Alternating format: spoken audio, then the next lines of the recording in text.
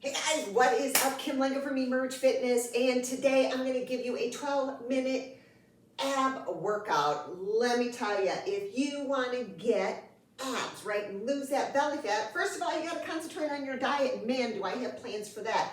If you're really struggling and you don't know how to navigate yourself through the kitchen and through life, and you need some help, well, hey, reach out to me. But in addition to watching what you do here, we're gonna target the ab area. So this is a 12-minute ab workout.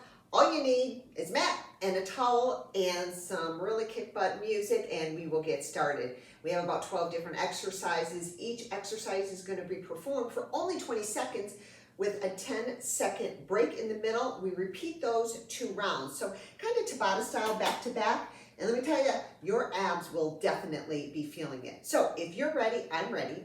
Let's get going.